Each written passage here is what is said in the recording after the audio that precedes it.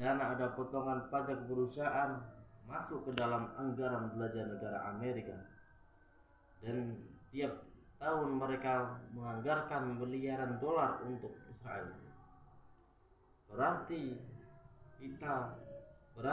ketika kita memakai produk dari perusahaan pendukung Israel, kita menaruh saham dalam penjajahan biadab Zionis Israel yang keji dan penuh kebrutalan. Ada pula yang menolak kampanye boikot produk perusahaan pendukung Israel dalam dalih pegawai dan staf yang bekerja di negeri kita ini.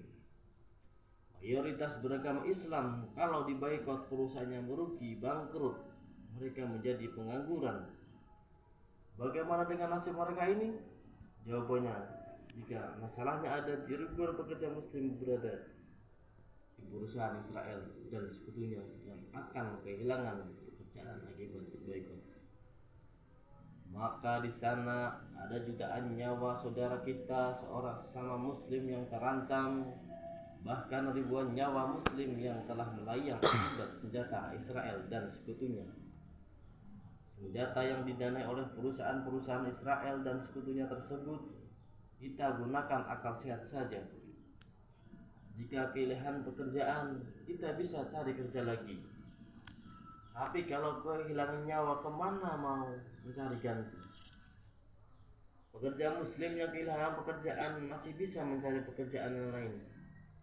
Toh nyawanya masih ada di badannya, dan dia masih hidup dan masih bisa bekerja dan masih bisa berpikir. Tapi bagaimana nasib jutaan umat Islam yang berada di Palestina? Mereka nyawanya terancam. Bahkan sudah ribuan nyawa melayang akibat senjata yang digunakan oleh Israel dan sekutunya, yang dibeli berkat dana bantuan dari perusahaan-perusahaan Israel dan sekutunya. Satu bicara hadirin yang dimuliakan Allah Subhanahu wa taala.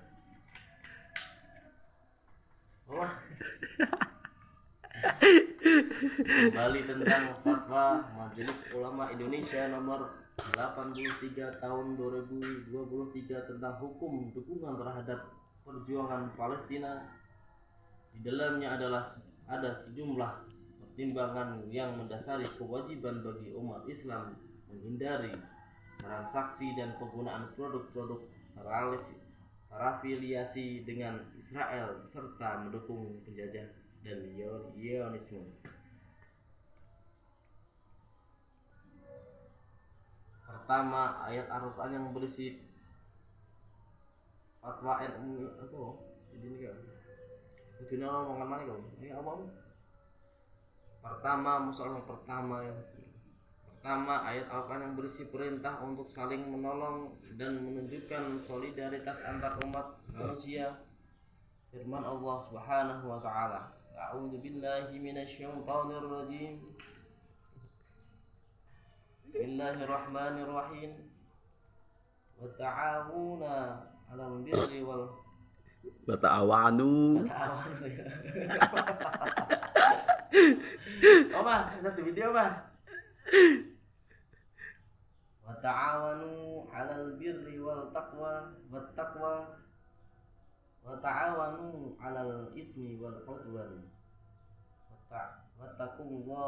Wattaqullaha innallaha shadidul 'iqab. Yang artinya, dan tolong menolonglah kamu dalam kebajikan dan takwa, dan jangan tolong menolong dalam perbuatan dosa dan bermusuhan. Bertakwa kepada Allah, sesungguhnya Allah sangat berat siksaannya. Quran surat Al-Maidah ayat 2. Membantu sesama dalam kebaikan diberi pahala dan kemuliaan, sedangkan membantu sesama dalam melakukan kejahatan, kemaksiatan dan penindasan, sama halnya kita menjadi pelaku perbuatan tersebut. Sabda Rasulullah sallallahu alaihi wasallam, al-muslimu aqul muslimin la yadlimuhu wa la yuslimuhu. Wa man kana fi hajati akhihi kana Allah fil hajatih. Wa man faraja an muslimin karbatan farajallahu anhu kurbatan min kurubati yaumil qiyamah. Wa man satara musliman satarahu Allahu yaumal qiyamah. Seorang muslim adalah saudara lagi muslim lainnya. Dia tidak menzalimi dan tidak membiarkannya disakiti. Barang siapa membantu kebutuhan saudaranya, maka Allah akan membantu kebutuhannya. Barang siapa menghilangkan satu kesusahan seorang muslim, maka Allah menghilangkan satu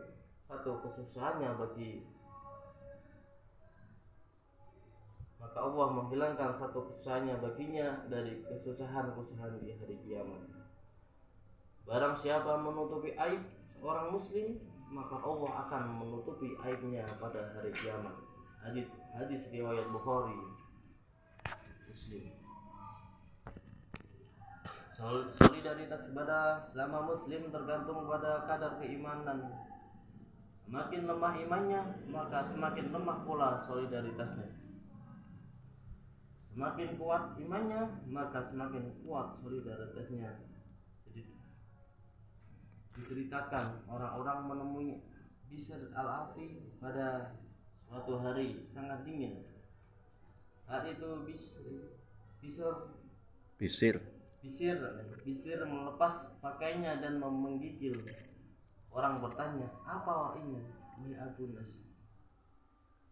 Bishr menjawab, "Aku teringat orang-orang fakir dan cuaca dingin yang mereka rasakan.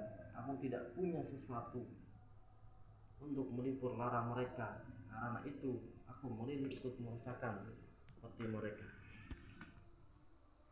merasakan kedinginan seperti mereka." Jemaah salat Jumat yang dirahmati oleh Allah Subhanahu wa taala,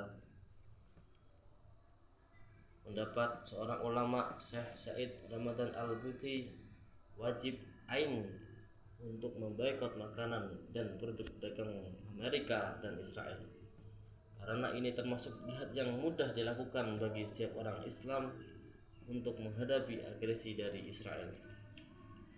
Jadi sudah tepat bahwa memboikot produk-produk Israel dan sekutunya adalah solusi dan akan menyelesaikan masalahnya jika dilakukan secara komprehensif dengan solusi-solusi yang lain. Barakallahu